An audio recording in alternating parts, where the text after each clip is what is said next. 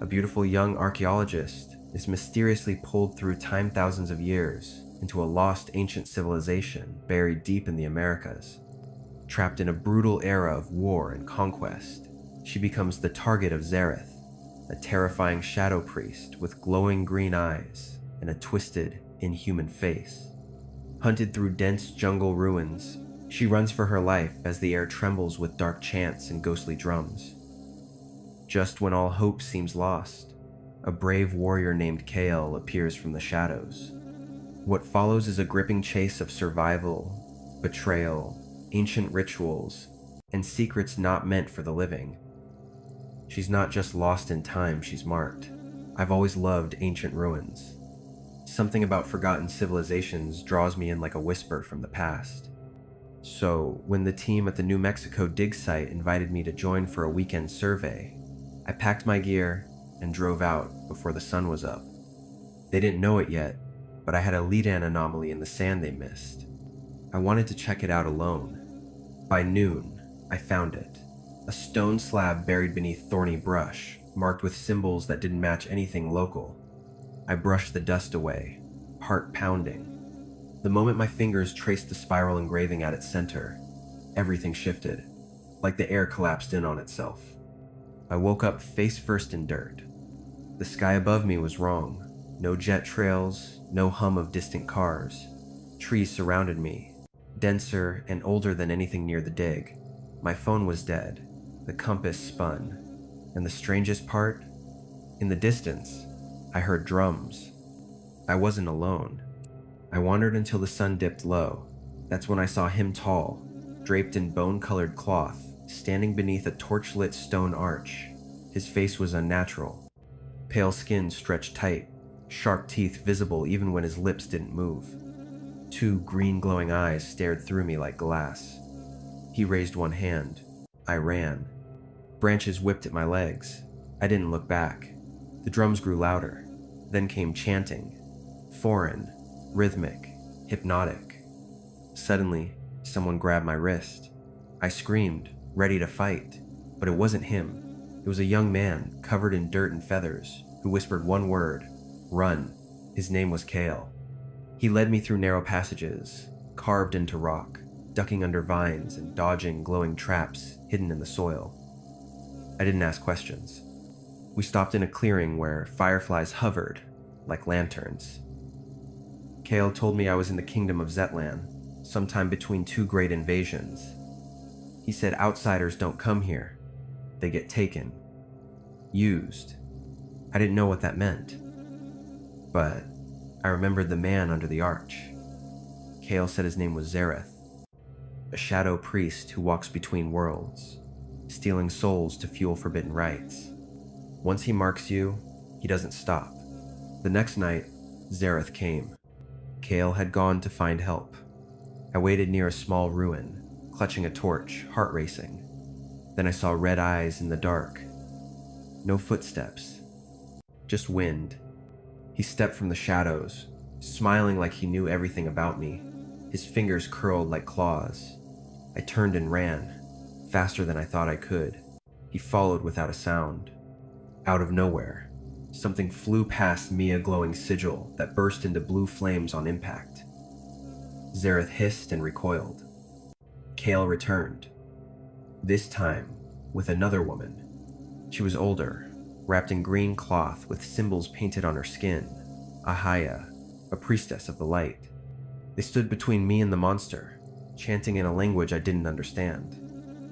The earth shook. Zareth vanished into mist, but he left a mark on my shoulder, a spiral, just like the stone. I haven't found a way home. Yet. But every night since then, I feel the wind shift. The jungle whispers. And I know he's not done. I thought I was safe.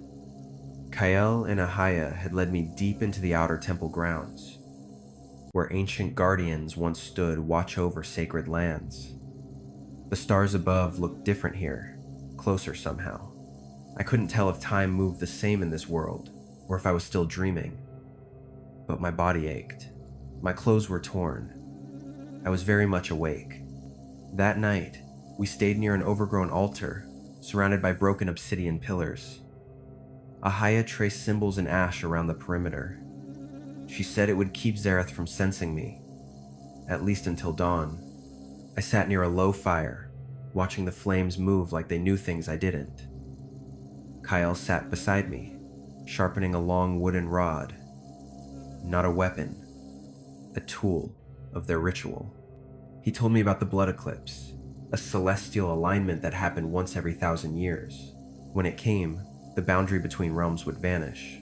That was how Zareth pulled me in, through the fault line. The next morning, we met another traveler. Her name was Saya, a nomadic scout from a border tribe. Her face was painted with white streaks. She spoke fast, her voice sharp with urgency. She had seen a light in the northern valley, an unnatural one, the kind Zareth uses to trick wanderers. Ahaya grew tense. They decided we had to move before nightfall.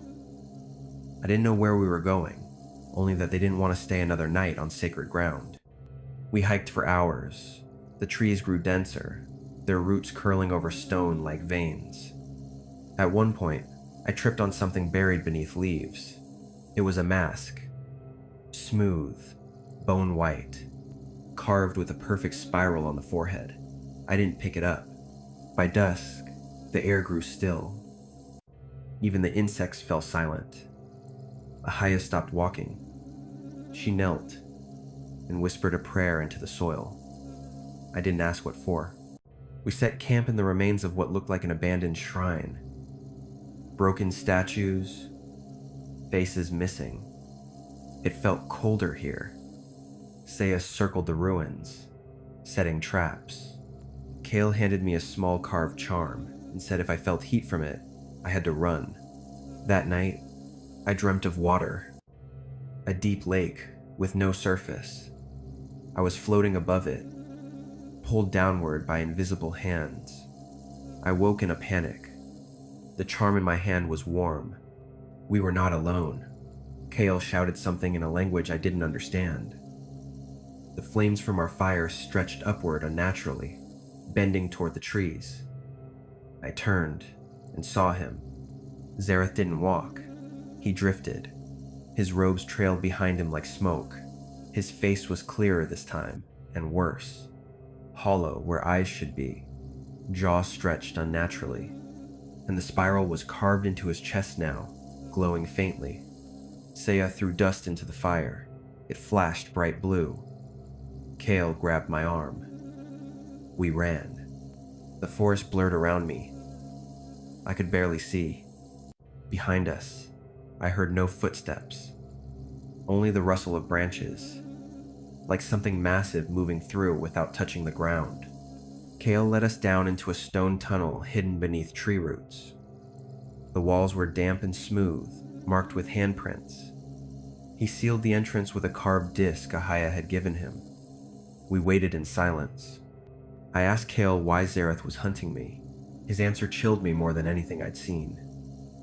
He said I wasn't the first outsider brought here, but I might be the last. Because this time, the eclipse wasn't to open the portal, it was to close it, and he needed someone from my time to do it. When we emerged, the forest had changed. The trees were ash gray, the sky was red. Time had shifted again. Ahaya was waiting, her eyes filled with worry. She said we had entered the eclipse zone early, which meant the ritual would begin soon. The only way back was through the source, the place where the veil had thinned.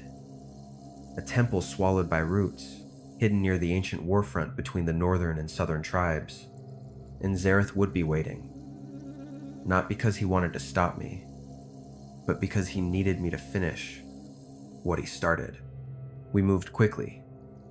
I didn't speak. My legs trembled, but I kept going. The trees watched. The wind whispered names I didn't recognize. Everything felt wrong. I don't know how much time passed before we reached the temple. It wasn't majestic. It was broken, caved in. The entrance was a narrow slit in a wall covered with vines. The moment I stepped through, I felt something leave me. Kale handed me the charm. Ahaya placed her hand on my chest and whispered something that made my eyes burn. I wasn't ready, but they said I didn't have to be. I just had to survive until the hour passed. Inside, it was dark. The stone glowed with faint markings. At the center stood a mirror of water, motionless, ringed by candles. That was the gate, and beside it stood Zareth. He did not speak. He only raised a hand, not to attack, to invite. I stepped back. Kale moved between us. There was light in his hand now, real burning light. Zareth flinched, recoiled. The moment broke. The ground shook, a wall cracked, water rose. I ran. I don't know if I made it through. I only know I woke up back near the dig site, my gear gone, my hand burned with the shape of the spiral.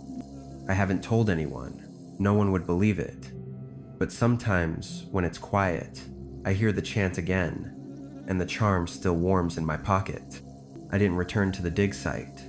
Something inside me knew it wasn't over. I stayed off the radar, moving between quiet places, trying to make sense of the mark on my skin. Some nights, it glowed faintly. Others, I woke from dreams I couldn't remember, with tears on my face. But one night, in a small town near the border, I saw her. Saya. She looked the same. No signs of aging, no sign she'd ever been part of this world. She slipped me a folded parchment at a street vendor's stall. No words, just a map. I followed it across dusty roads and deep into an overgrown canyon. It felt like the world was holding its breath. After sunset, I found the entrance. A narrow cave marked with black vines that pulsed softly. I hesitated, then stepped inside. Inside, it was warm, a smell like stone and old rain. I moved through winding paths until I emerged into a hollow chamber where flickers of light moved along the walls like they were alive. At the center stood a girl, no older than me, hair like copper, eyes closed. Her name was Ilya. She said she had been waiting, not for me, but for the mark. She explained that Zareth had found a way to fracture time, slipping between ages through echoes of fear. My presence had anchored one of those breaks. He wasn't gone, he had only retreated. She brought me to a circle of standing stones deep within the chamber. There were names etched into them. I recognized Kale, Ahaya, others I hadn't met. Ilya said they had been guardians, but only one had returned. Me. Suddenly, the chamber shifted. The light grew dim. A humming sound started, low and sharp. Ilya's face froze. She said he was near. Zareth had crossed again, but this time, he wasn't seeking, he was pulling. I followed her through a narrow path that dropped into a ravine. The walls closed in fast. At the bottom was a pool of still water, darker than night. Ilya called it the mirror route, a passage, but only if entered willingly. The moment I stepped toward it, I felt something watching, a pressure behind my eyes. Zareth's voice wasn't a voice. It was a memory I didn't have. The surface rippled. A hand reached out. Not real. A shape. It looked like Cal, but his eyes were empty. I stepped back. Ilya chanted something, and the shape shattered like smoke in the wind. She collapsed. I tried to wake her, but her body was cold. Not lifeless, just paused. I didn't understand. And then I saw it again. The spiral. Floating in the center of the water, glowing red now. I reached for it. The moment I touched it, the chamber vanished. I stood in a vast hall made of roots and light. Zareth stood at the far end, cloaked in stillness. His face was changed, no longer monstrous. Now it looked like mine.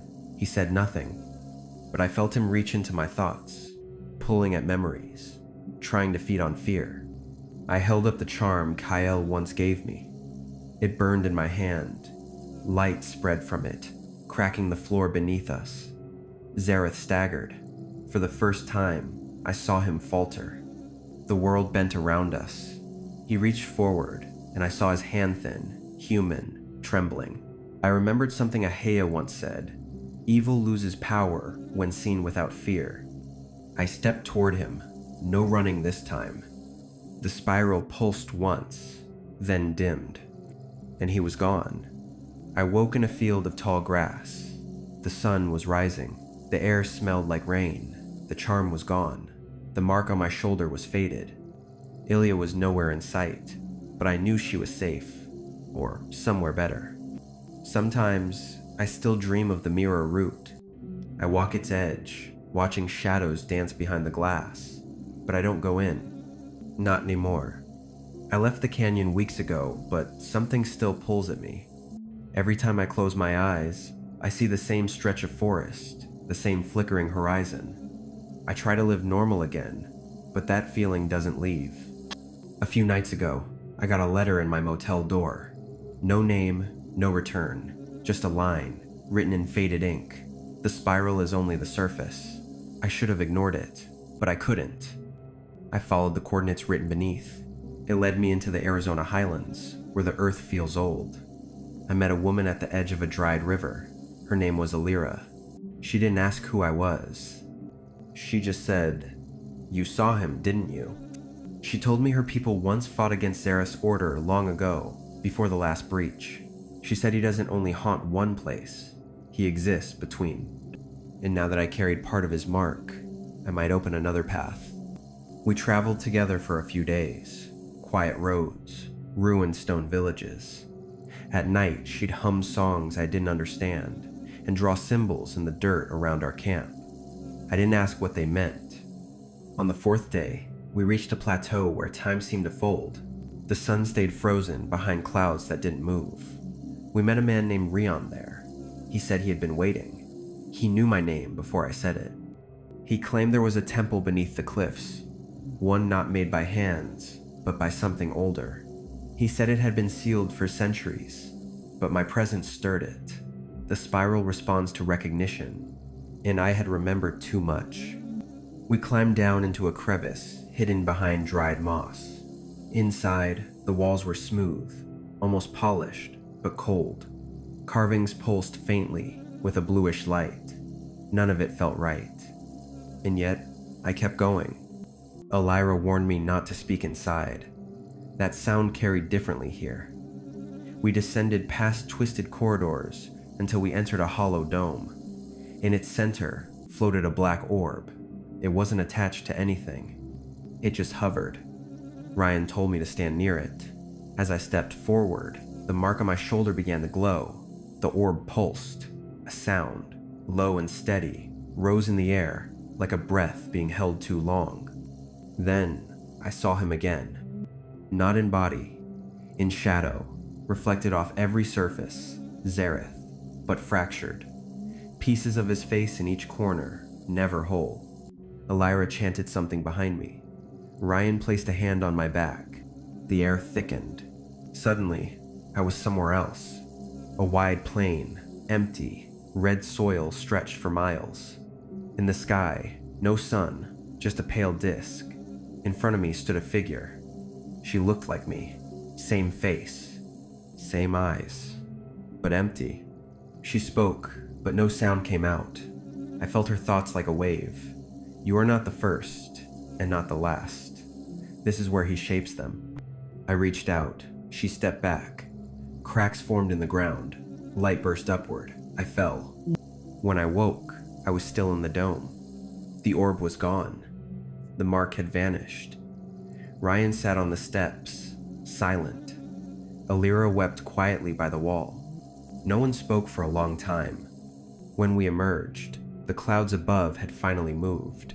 The sun was setting. I turned to look back down the canyon, but there was no path anymore, just solid stone. Alira said the breach was closed, for now. Ryan only nodded once before walking away, disappearing behind the stone pillars. I still don't know what I stopped, or if I really did, but the dreams have changed. Now, I don't see him. I see myself, smiling, holding something small, turning it slowly in my hand. A spiral, carved in bone. It's been months since the canyon sealed.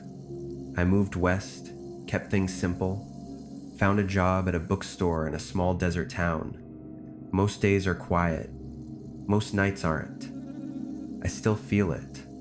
Not fear. Not exactly. More like something unfinished.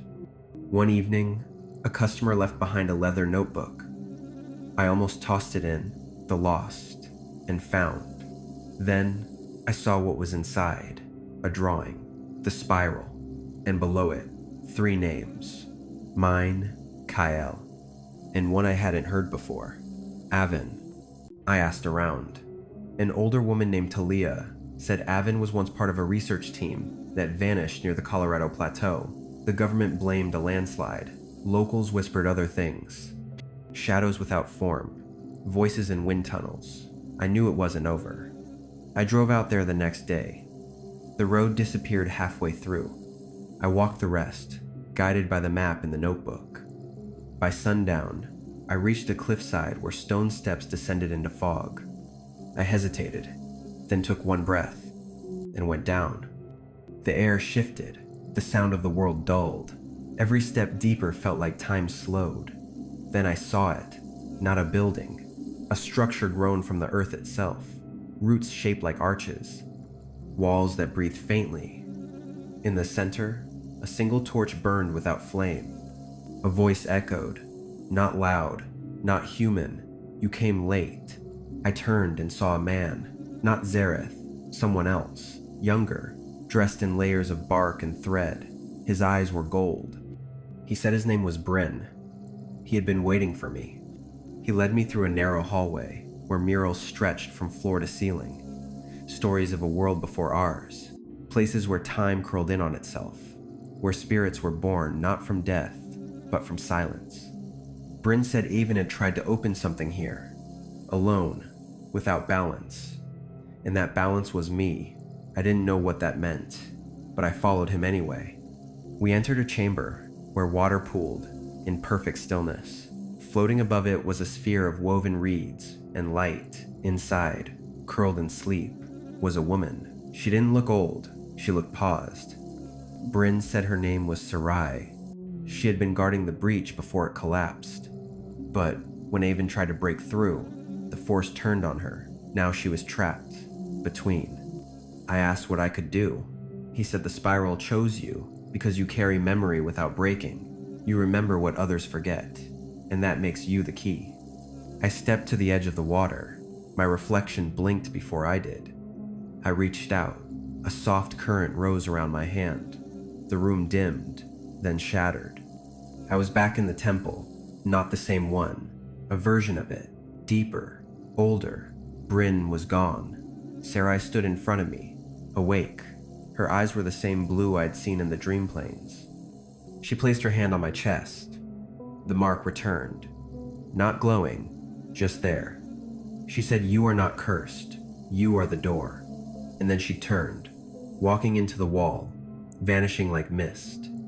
I stumbled back up the steps before dawn. The sun was rising as if nothing had happened, but I knew better. The wind felt different now, softer, like it remembered me. Back home, the notebook vanished from my bag, but the last page stayed in my mind. It wasn't a warning, it was a loop. The spiral never ends. It just changes form, and now it's mine to carry. After everything, I tried to return to a normal life. I stayed in a quiet coastal town where the waves were loud enough to drown the silence I carried. I worked nights at a weather station, alone. It felt safe, until it didn't. It started with static in the headset, a low pulse that came every night at the same hour. At first I thought it was interference, but one evening the pattern shifted. The signal spelled coordinates. Not in numbers, in symbols I had seen before, spiral symbols. I ignored it for days. Then my weather equipment started picking up storms that didn't exist. Lightning without clouds. Movement in areas with no wind. It felt familiar. It felt like Zareth's touch. Or something worse. I contacted someone I trusted. Her name was Mira. We had crossed paths during an old research trip in the high desert. She believed me when no one else did. I sent her everything. She came the next day. Mira said the symbols weren't just warnings, they were invitations. A map written in atmospheric energy. Something was trying to bring me back, but not to the past, somewhere between. We followed the coordinates inland, into a patch of forest that hadn't burned in over 100 years. Locals said it was cursed. Trees grew twisted. Light never fully reached the ground. At the center, we found a cabin that shouldn't have been there. It was made of polished stone, seamless, no door, no windows, but we could hear something inside, a sound like glass tapping gently against water. Mira placed her hand on the wall. It vanished. Inside was a room with no corners, no ceiling, just a space suspended in a dim blue light. In the center floated an orb of clear liquid. Inside it was a face, mine. I stepped back, my chest tightened. Mira didn't speak. Her eyes were wide. The orb pulsed. My reflection opened its mouth, and I heard a voice I thought I'd left behind. Zareth. He didn't speak in threats. He spoke in memories. My first step into the tomb. My first fear. The first time I ran. He said fear wasn't weakness. It was a door. One that I had left open. Mira reached into her bag. She pulled out a stone pendant carved with markings from her tribe. She threw it toward the orb. It froze midair, then melted. Her face paled. The room began to pulse. I ran toward the edge of the space, but there was no exit. The walls shifted like liquid. Then I saw someone step through the light. It wasn't Zareth. It was Sarai. She looked older now, tired, but calm. She placed a hand on the orb. The reflection disappeared. The room stilled. She turned to me and said, "If you keep running, he'll never stop chasing." She gave me a folded cloth. Inside was a single strand of black root, cold to the touch. She said it was from the last anchor. If placed in water under moonlight, it could seal the breach. But only if I stayed. I looked at Mira. She nodded. We walked out together. The cabin dissolved behind us. We hiked until we found a stream. The moon was just rising.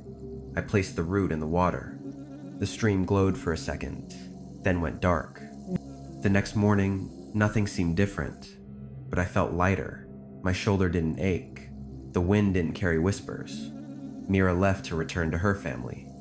I stayed behind a few more days. I watched the sky, waited for storms. There were none. But one evening, I saw a reflection in the water. It blinked before I did, and smiled. Not cruel, just knowing. I turned away, but I never stopped listening. Because the spiral doesn't close, it waits.